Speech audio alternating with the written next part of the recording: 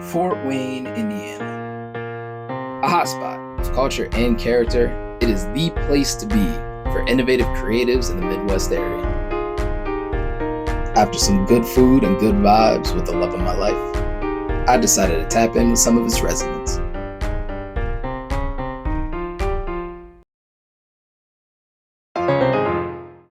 Ladies and gentlemen, I am here with the founder and co-host of the Underground Sound Poetry Slam here in Fort Wayne, a political and nature activist, very active in the community, Bryan. Hello. How do you pronounce your last name? Utash. Bryan Utash. There we go. How are you doing? I'm doing pretty good. We're sitting here at Electric Works. It's a nice day. It is. It's a nice day. Yeah, we finally got some sun. It's been raining for like the past 3 days, at least by our way. That's true. I try to look at it on the bright side though, because it's like I've been doing the tree thing, so fair. It's good for all the plants, good for everything to get all that rain. This is true. It's making everything do what it does. Yeah. But so getting into it, I know you have a very unique kind of like spiritual path that you're on right now. So I wanted to break it back down to maybe the beginning. So I want to know, where do you feel like your spiritual path started?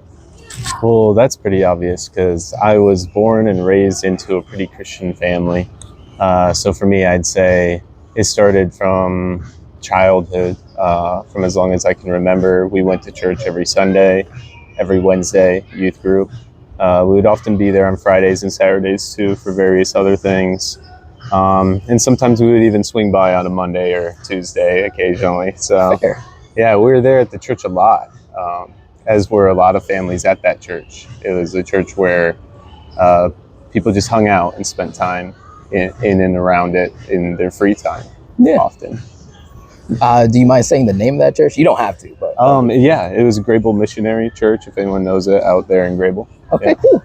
And I know, like, for you guys, you were very active in it. Like, there were a lot of activities that my family was. My mom was the head of Heart to Heart Ministries for women, and then my dad was also an elder board member person in the church. Yeah. Yeah. So would you say you've learned a lot of lessons from that chapter of your life? Did that start teaching you a lot about maybe the universe or like spirituality or yourself or others? Yeah, I'd say a lot of times it's best to think for yourself. Yeah. And I think as a young child, sitting there and watching hundreds of people listen to sometimes one person's opinion of things, my mind started to wander and I built an opinion for myself. And I think that because of a cataclysmic chain of events at that church, with a lot of change in the administration and stuff through the years, I just saw this hypocritical nature of leaders of the church and started thinking for myself. And I'd say that I can thank that whole experience in that church for that, for helping me start to develop my own ideas. Yeah, absolutely. Now, is your family like aware of your ideas now, or like aware of the kind of like split that you had since then? Yeah, they are. I very much talk openly, sitting around at my sister's house with her husband, often about spirituality and things connected to a religion and that whole experience with our childhood and with church. And I talk with my other family members about it openly too. Yeah, when it comes up. Absolutely, that's awesome. Yeah. Do you feel like they're like respectful, pretty like supportive of you on your path? Yeah, I would. I'd say there's confusion. I'd say often the main thing that they probably feel is confusion at times is what I sense from them, but they're supportive. Okay, gotcha. I'm glad to hear it. That's what's up. So now, once that chapter of your life started closing, after you kind of saw some of the hypocrisy, some of the things that were going on at the church at the time, where did you go from there? Well, I'd say the first thing I did was denounce Christianity, Catholicism, and maybe you could say like all religion at the time. My immediate reaction was to go against everything. Right. So it was to almost lean towards atheism immediately, which never quite felt right, and it didn't stick for long, but I definitely bounced in that direction, I'd say at first. And then after coming from there, I was really digging around and going with my emotions, and it led me to reading the Bhagavad Gita and more Tibetan or Indian kind of spirituality after that. And I did a trip when I was 18 to India. Oh, hey, Yeah. I didn't know that. That's cool. Yeah. Very dope. Yeah, I totally agree. I feel like usually when you come out of something where you're very heavily indoctrinated or very heavily taught something, there is a bit of like an extreme period where you go to the other end where you're trying to figure things out. And then eventually you kind of find your tune, find your flow, you balance out a little bit. Yeah, so that's how was India? What did you end up doing? It was wild. It was, well, I went through, my church was a missionary church in Grable, and we supported missionaries in different parts of the world and somewhere in India. And I got familiar with that sort of missionary work, and then that was pretty much my first big missions trip. We did some missions trips to Katrina, post-Katrina, so gotcha. that was another type of missionary work, but related to that. But this was through a different program later on. So it was technically, we brought Bibles and we bought rice and food and things for the locals and supported them in those types of missionary types of ways that they like to do. That's awesome, man. Shout out to you. It was a good experience. There was a lot of good things that I learned from it, and there was also some more eye-opening things that further pushed me away from, ironically, that sort of work. I had offers to go do it again that I turned down, and had a brother-in-law actually leave the missionary ministry altogether that he was pursuing. So it's odd when you do that sort of work and you sort of see sometimes the inner workings of it. Right. And it can lead you to not actually be as enthusiastic about it sometimes. But it's hard to get into all those details. Gotcha. I'm not going to, if you want to discuss some of those details, feel free. I'm not going to push you for it, because if it's like something that was a little I'd just say the priorities with our spending on the trip were awry. And I'd say we spent more than half of our budget on catering to our own foodie appetites in the big cities and things like that, rather than helping the locals in the poor areas. But that's just one take. yeah, fair. I totally get that. As somebody who has read some different spiritual materials, so going from like the Bible to like the Bhagavad Gita and these different things, what's your take on like spiritual texts, on finding spirituality like through books or through sacred scriptures? Yeah, that's a great question. I think that that's everything. I think that my experience in that church experience, like I talked about, you have hundreds of people just taking someone else's opinion for it that did read the text. And it taught me at a young age to go out and read the text for myself. And I'd say that your question talking about that is really important, because people don't support reading and having a reading habit, putting down book after book, and for themselves gathering and seeking out that knowledge and the experience that they can give you in the worlds that can open in your imagination and in your mind. I think that with spiritual texts, it's all the more important if you think about it. And when it comes to your religion and spirituality, you should go out and read those texts, those holy texts, if you will. I've found myself reading a multitude of those from a lot of different backgrounds, a lot of different people's takes on spirituality, and it all offers insight to humanity and spirituality. Really, I'd say none of it's scary and none of it is terrible to read. It's all very interesting, but often we like to darken certain texts and say that it's scary or so opposed to our beliefs. But really, when you actually pick it up and read it, it's all good. Right. It's all pretty good. I feel that. I think there's a lot of wisdom to be found in certain spiritual texts. Well, in all of them. I feel like everybody kind of hits on some things that are fundamental to the human nature. I think the issue kind of comes when you focus in on one as like the only truth, and then you try to like make everything this concrete fundamental thing that everybody has to follow. Then you start running into some issues. Yeah, I'd say that's probably why immediately after coming out of that period where I denounced religious and spiritual beliefs altogether, that atheist period, I definitely started realizing that there is this unknown power source, energy source to the universe, this knowledge source. And I think that it's really hard to define. So we've really tried, and I think that in a lot of different ways um, when you try to have, is it called monotheism?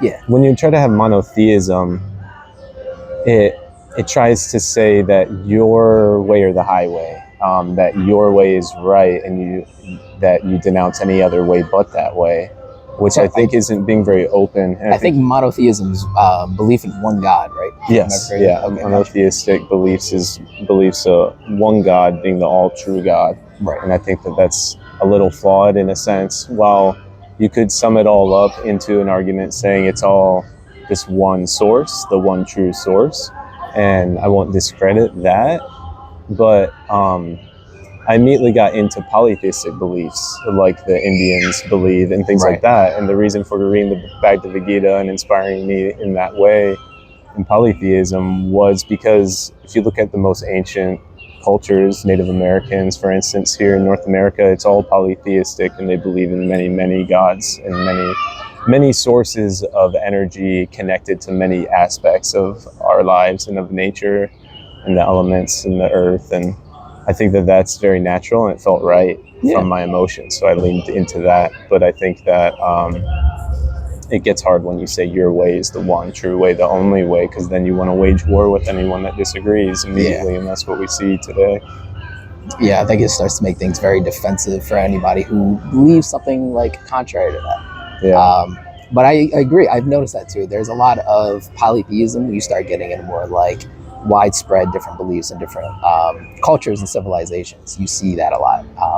I think once you get out of like the Abrahamic religions, when it's like the Judaism, Christianity, and whatnot, you see that there's a lot of very different ideas and beliefs, especially with different deities in control of different things. And like the Egyptians. Like the Egyptians, the Norse, the Romans, the Native Americans, lots Hinduism. of polytheism. Yeah, exactly. Which I think adds a certain I don't know, a breath of life, like depth to a culture, having such a varied pantheon, I would say.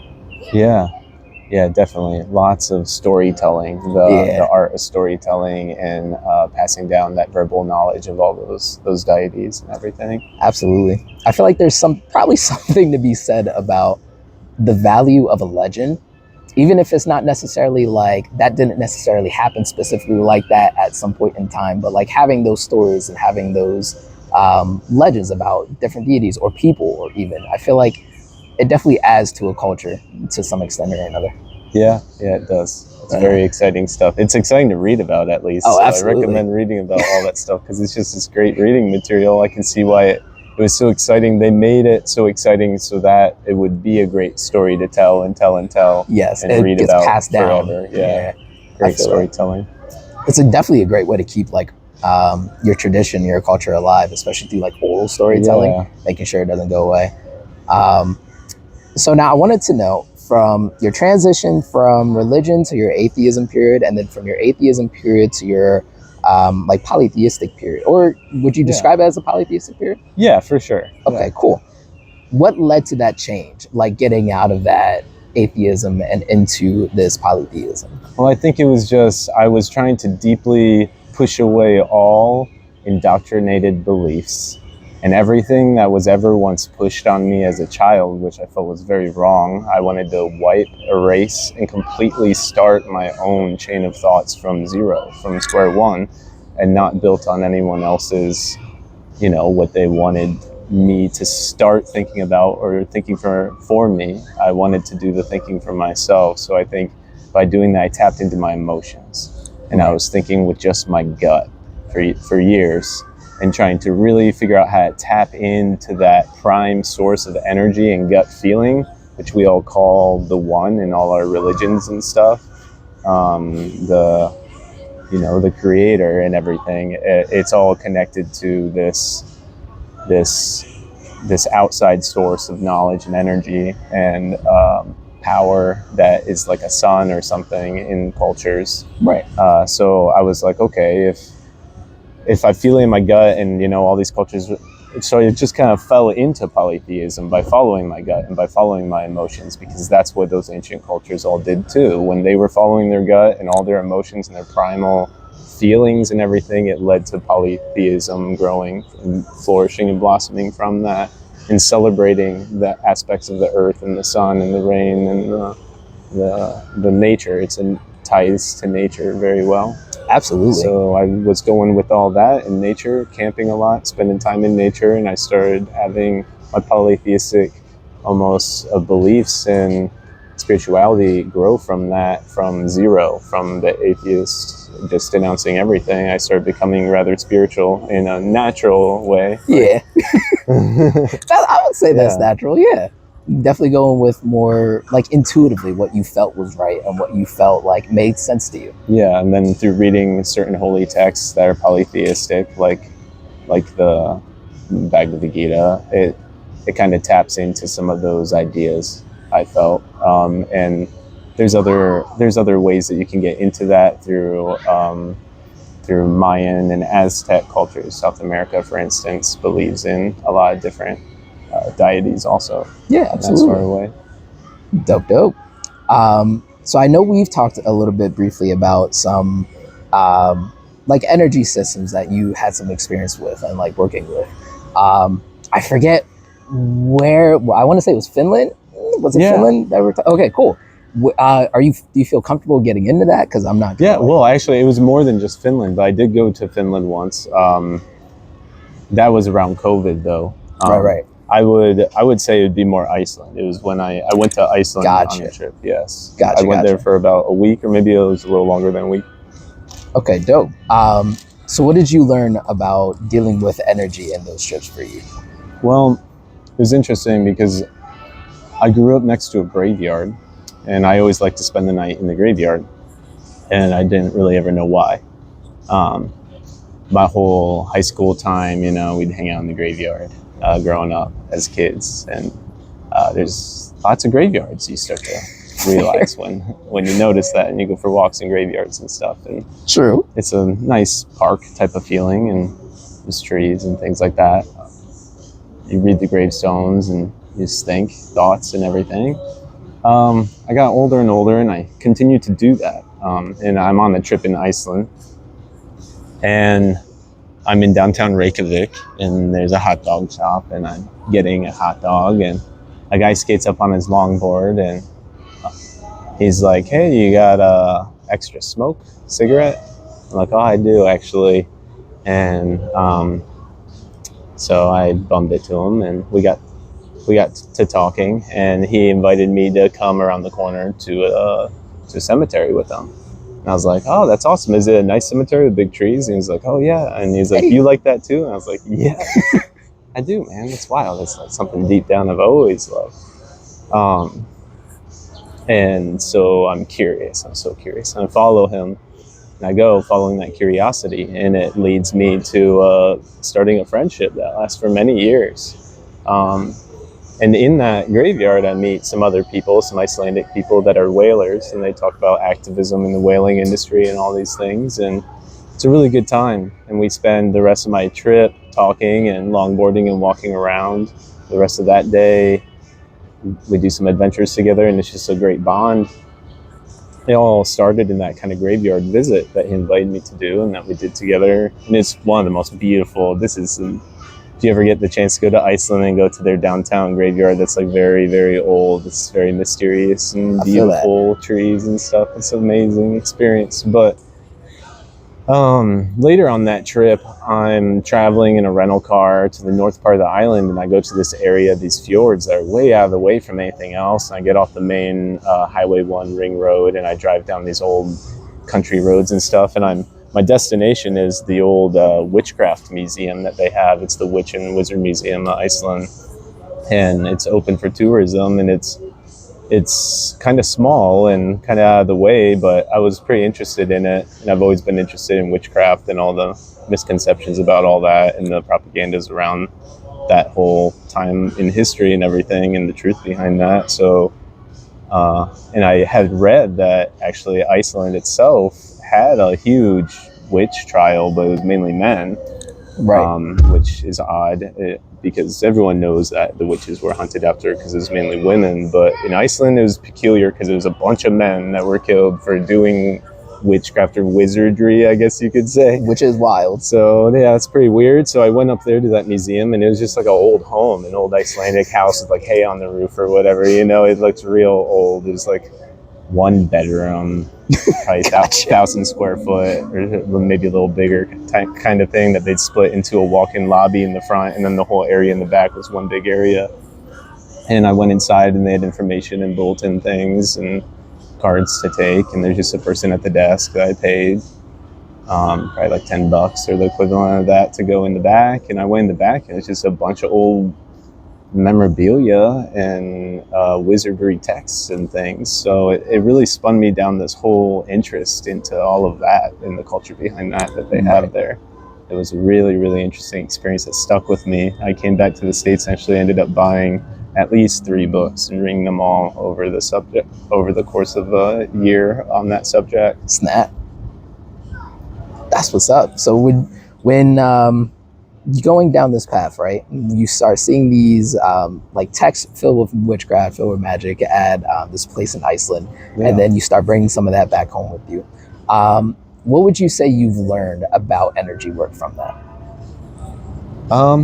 I'd say I learned that it just all comes from within. When you read about witches and wizards and stuff, and you hear about that from other people, they tell you that's all made up and it's all fantasy. But in reality, there are people that work with energy, and it's very real.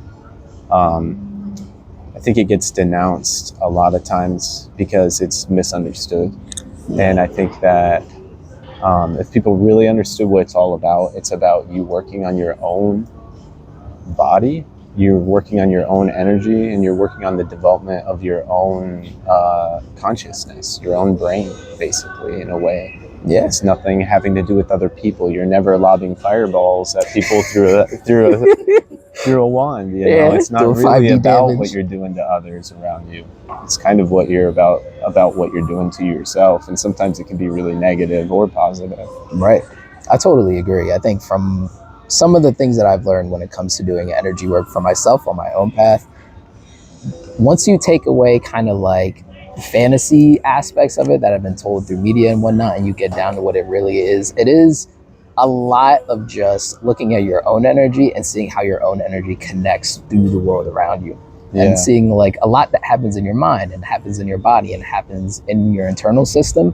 When you start affecting things at that level, you can also see how that chain reacts to the external world and start seeing how things are affected on the grander scale, I would say. Yeah, it's true. And that is in basis how it all works, is the theory that we're all connected. And a lot of people say that, and a lot of people do believe it now, which I think it's becoming a majority thought, that we are all connected in this universe. We're all one. And there's a way to think about that. I like to think about it where it's like a quilt or something made of fibers and threads. And this comes from some folklore. Some Norse culture believes in everything being quilted and fibered together, woven together from old Germanic beliefs. There's 3 Nords, 3 old wise elder women who weave all the fabric of the universe into existence. And I like to think of everything being covered by this big cloak, this big quilt. And we're all connected by all the fibers in that quilt. When you tug on one and pull it out, it has a huge effect in everything. Absolutely. I totally agree. I like that analogy too, because I feel like that's pretty accurate. Like, you don't know what is going to really affect or ripple out or like really start pulling at that fabric or at the quilt when you start kind of getting into it. But it's really fascinating to see, like, maybe you working on like shadow work one day, years down the line, involves helping somebody that's doing what you were doing, or that shows somebody a path that they didn't know before, and that spirals into somebody else with another person, and then it all just kind of works together to move things forward. Yeah, it's it ties into religion and into faith really well. I think that having the faith in the universe providing for you is the most powerful thing that people can take away from spirituality, is just to have the faith in the universe providing for you. And it's a hard concept for people when they're really struggling and in need. but it's very real, and it's just really hard to summarize in more words than that. That's fair. That's very fair. Oh man, especially when you start dealing with it's very all encompassing. There's a lot of different points and facts to that. Yeah. But yeah, absolutely. I think when it comes to dealing with like feelings of security and understanding like things do happen for specific reasons, and like there is plans and paths and certain things to follow, and everything will be all right. That gets really difficult to see and believe when you're going through the hard moments, when you're going through like the suffering points. Yeah, it is. Yeah, but I feel like it's the most relevant to understand and remember when you're going through those hard times. Yeah, I think that it's tied into that. Just brought up the idea of pain and suffering in my mind, because as someone who writes and does poetry and runs those open mics for poetry, I've sat with groups of poets who are intentionally writing in their notebooks and trying to form these poems that really connect with people. And we've all come to conclusions a lot of times around the table that our poems connecting to our pain, a painful experience or pain in general, that's often that's what wakes you up. Yeah, it's sort of like cold water being put on your face or whatever. I totally agree. I feel like my biggest catalyst moments in life have come through more negative experiences, or like when the pressure's on, when the heat's on, it forces you out of your comfort zone. So it forces you to change and move or do something to kind of. And that's what that whole spiritual path was about. It was about hitting all these painful moments that forced me through. So I think that I could have been upset about it, but I like to look at it with a sort of happiness that I'm here now because of each of those painful moments pushing me. So you only have, a couple ways to look at it. So try to look at it that positive way, because it forces growth. It forces very true. That good growth. Absolutely. So I wanted to get into, do you feel like your spiritual life and your spiritual pursuits, do you feel like it has influenced how you approach poetry or how you approach art or how you approach these different subjects? I'd say I don't even write about my spirituality a whole lot in my poetry. I try to write about a whole lot of practical day-to-day issues and things in my poetry that are more physical world. And my spirituality has to do with more metaphysical things and kind of non-tangible things. I found it hard to write about all the spiritual aspects. And the poems that I have written about that I like, I'm not sure if other people like, because they're kind of like mysterious and like, what's he talking about? But yeah, it's hard. It's a hard subject. It's a great thing to bring up because it's hard to write and talk about these things about spirituality. That makes sense. I have found that like in different circles or even certain artistic circles, a lot of people feel kind of closed off because spirituality is such a very personal, very like transformative and very vulnerable experience for you to go through. And so trying to put that into a medium, it gets kind of difficult. Even when I've done it, I've tried to mess with some poems here and there that address spirituality, and it's tricky. It is. And some people, I think, even if they really desire to and stuff, it's hard because of that. But then there's a whole another category of people that you just reminded me of where we're actually socialized to believe to hold those things back and keep that to ourselves. Yeah. Because it's so personal, or it's just, what would you call it, a taboo, that we don't talk about our beliefs. We don't talk about our spirituality, and you definitely don't openly, proclaim that and talk about that in front of others and stuff. You can come across rude or blunt or obtuse or whatnot, or too controversial or everything, and what would others think. And so we're really scared and feared out of our spiritual growth and out of that conversation, I think, as a society. And I think that we should open up more in ways to that. There's not much to be scared of, really. It's just like a lot of other opinions that we hold, but for some reason it's so sacred or taboo that I fear that we never, ever talk about it when we should. Yeah. We really should. I feel that. I think from what I've seen personally, there is definitely a shift in society where we are kind of exploring more alternative spiritual practices and alternative spiritual modalities. But when it comes to like expressing that or like connecting with others through those spiritual practices and through those things, it gets a little trickier for people.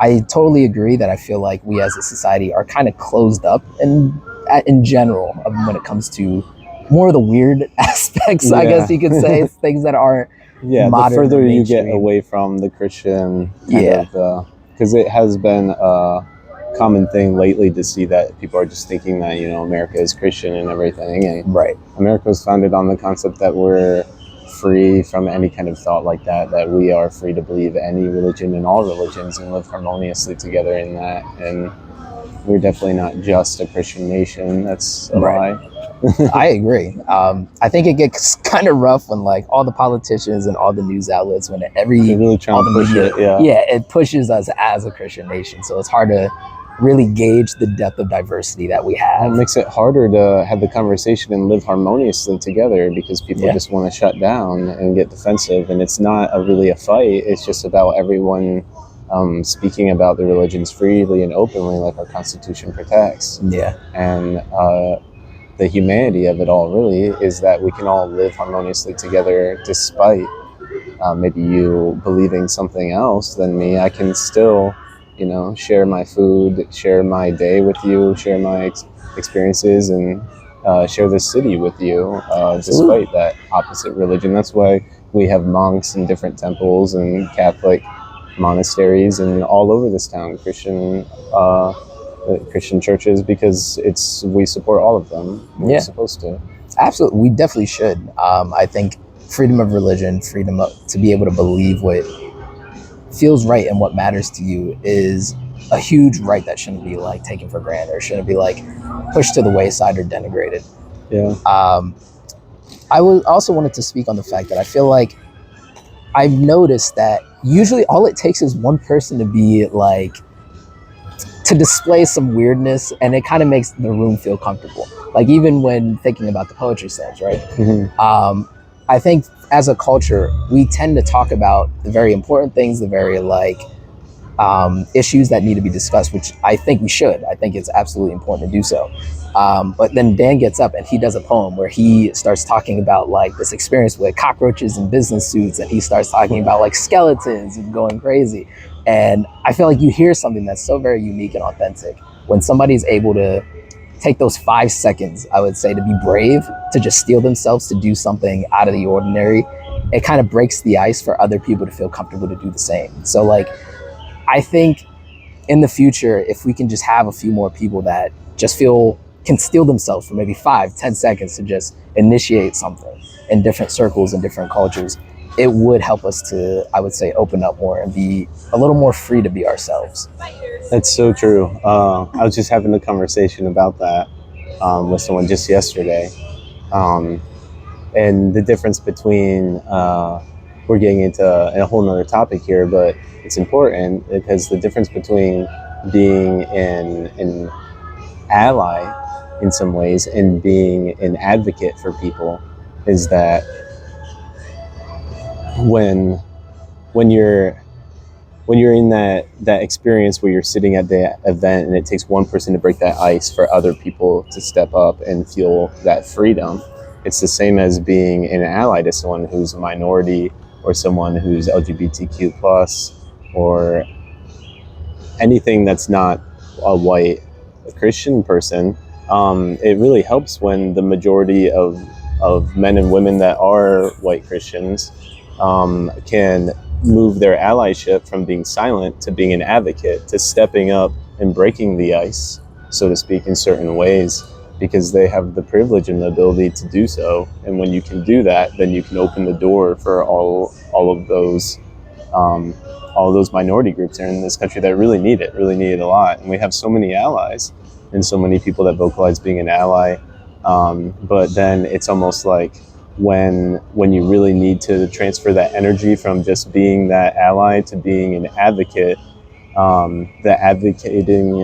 being an advocate and advocating for those groups, actually really talking to your friends and family, your coworkers, and the people in your smaller social circles on the daily about these issues and about these minority groups. It breaks the ice for those conversations to be had, and it really pushes it further. Like you said, Dan has the ability to do that, just being silly and goofy on stage and having the freedom and the courage to do that. it helps and pushes others to do that and makes it a really fun time for everybody. Absolutely.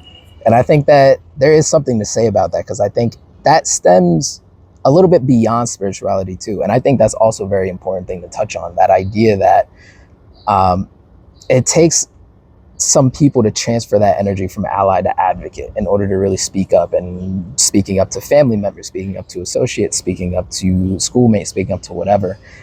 Like, it can be difficult, especially when, as a society, I feel like we're programmed to very much keep quiet on specific things. You don't branch off into these like adverse topics or these contradictory beliefs to mainstream thinking, because then you get shut down, then you are invited with scorn, then you're kind of like ostracized from specific communities. Yeah. But I feel like, even for me personally, knowing at work, like I'm surrounded by all these very old white men with very specific views and beliefs on things. And like, there have been times where I'm like, okay, I need to switch what I'm doing, because I can't just listen to this, because just listening allows things to persist in the way that they are. Like, I need to say something and like speak up and do things. But I think that also speaks into just finding some courage and finding some bravery, because it's not easy. Yeah. Talking to family members, maybe like talking back against things that you're being told, or like, instead of just sitting there listening to damaging rhetoric, speaking up in a group setting where many people might believe that. It's going to be hard. It's going to take courage. It's going to be hard, but I think there's always a cost, you know? Mm-hmm. I think that a lot of people that are used to being safe and not having to feel that uncertainty or that lack of safety, they're afraid and they're fearful because of that cost, that they're going to jeopardize their safe day-to-day, cozy, quite complacent lives that they have currently, and they're going to have to risk, and there's a little bit of a cost, and sometimes that cost, it could be financial or something, but I'm really talking about a cost as in it's going to cost you some of your safety. Yeah. It's going to cost you the coziness and complacency of sitting there doing nothing and being silent. It's going to cost you because you might lose some friends, you might ruffle some feathers, you might, gosh, some people are having to leave their jobs and stuff due to these issues and stuff, but those are the costs that I think actually make a difference. And until people are ready to accept all those costs and to lay it all down and to do that, we just have a lot of complacency. But I'd rather see people actually start making moves and start, taking those risks, because quite frankly, like, people have been having to be unsafe for a long time that are being minoritized right now. And especially in Indiana, as you know, it's rough, especially for the gay LGBTQ community. I mean, it's really, it's unsafe sometimes, a lot of times. So I think that just being a little bit more unsafe as a white Christian person at the pursuit of trying to advocate for these groups is worth a risk for a lot of people. Absolutely. What would you say on to the people that might be on the fence, the people that are almost there, but like see that there's a need to do something, are feeling that energy? What would you say about the cost, or like, is the cost worth the risk? Speaking of advocating, jumping into the fray, what would you say about that? Well, yeah, I think it's always hard to see that in the beginning. It's always scary. It's like jumping into a pool of water. You don't know how deep it is. But you know, when you're in the situations that we're in currently as a country and everything, it's like I've lost groups of friends, and I've lost the community of different church groups before, but it was always worth it because it always took me to a greater place. I always got to greater and greater friendships and truths, and I think that people don't realize when they're really stuck in a rut, but they're unhappy for some reason. And I just encourage people to push past the uncomfortability of growth and try to just pursue growing, and just focus on yourself, grow in whatever ways are right to you and that you really want to grow into, to be healthy. Because I think that a lot of times we have these core beliefs that are indoctrinated into us at a young age, and you keep subconsciously thinking that you gotta push those ulterior motives, but sometimes it's alternative to your health, and so just pursue your own health and the God and the goddess lives in all of us. It's deep within. So just pursue that and pursue your inner center spiritual needs, and it'll always take you to the right places, even if at first it looks like, oh my gosh, I just lost my whole church group, for example. Well, maybe that church sucked. Everyone knows it, you know. So good for you. Now you're on to a better church across the street, you know, and like it's looking at from a different perspective. So I feel that. But it's scary, yeah. Yeah, it is. But I agree. I feel like that's the best way to put it. I feel like if you lose certain things in the path to advocate for others and the path of standing up for others, there are things you didn't need anyways. You will find the things that are meant for you and the actual deep connections that you truly need to keep moving. Yep. We're going to let that be it. So now at the end, is there any cause or anything that you're working on right now that you want to bring attention to on camera? I'd just say, well, the main thing is probably coming up soon is Poets Portal. We have a collective of poets in town that meet up. We call ourselves Poets Portal. Our main thing that we do is we sit around in a circle and we write our poetry together. We read and share a poem, go around the circle. It's a really good community because outside of the open mics in town and things like that, it's a chance to kind of sit down and relax. Right. Sit back in your chair, read from your notebook, you know, and kind of discuss your poem a little, give a little intro about it, or communalize with people around the art of doing that and your ideas around things. Because sometimes you don't get to put things in context in more of a performance thing. You're just like, here I am, here's my poem. But there's so much more to it than that, kind of like our conversation here. There's so many layers to everything. So it's been great to just connect deeper with different poets in those different ways. And that'll be on Tuesday coming up, awesome. June 10th at Tech Venture Makerspace. Hey, there we go. If you are in Fort Wayne or in an area around Fort Wayne, I mean, I should not smash that like that. I live about an hour away, but we still come down because this is a great place to be. And getting involved in these communities is exactly what we all need. Thanks. Thank you. Yeah, thank you. It was nice talking with you.